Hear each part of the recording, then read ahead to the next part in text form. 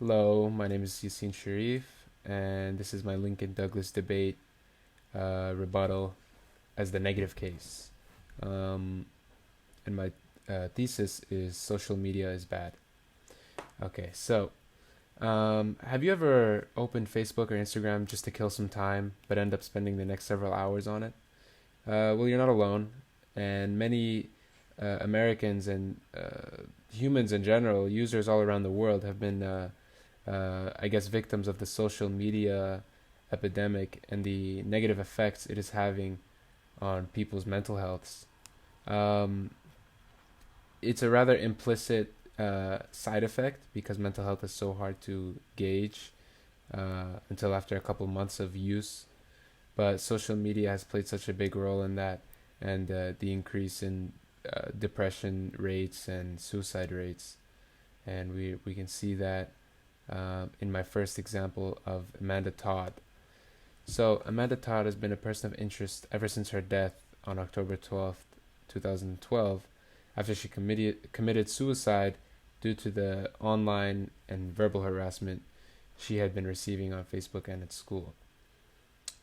She has a pretty infamous video, and it's titled My Story: Struggling, Bullying, Suicide, Self Harm.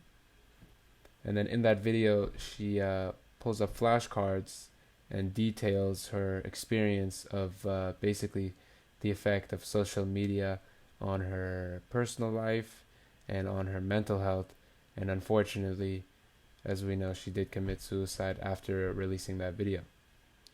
Um, so that's just a story to kind of give some insight on the negative side effects that social media has on mental health, and especially for young teens who are a much more vulnerable age. We are seeing it happen much more often, and it's something that isn't addressed like it should be.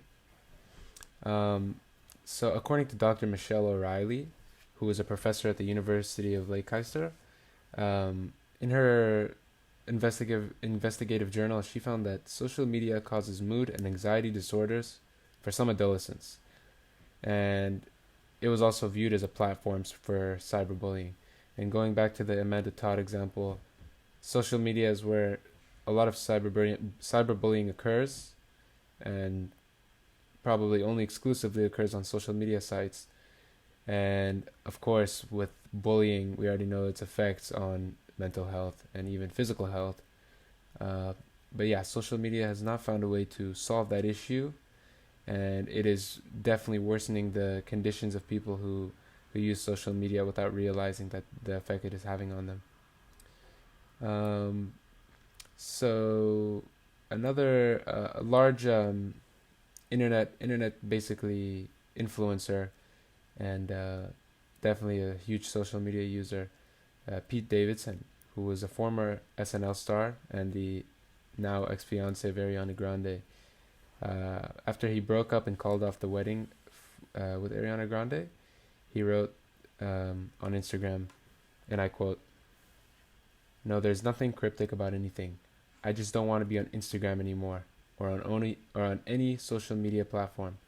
The internet is an evil place, and it doesn't make me feel good." And that was in 2018. Um, so obviously, that's just one example of someone who is very prominent on the internet and social media sites in general.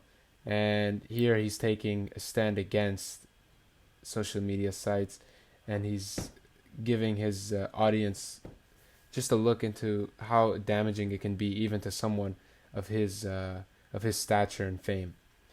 And social media is just something that it's up to the individual if they want to use it.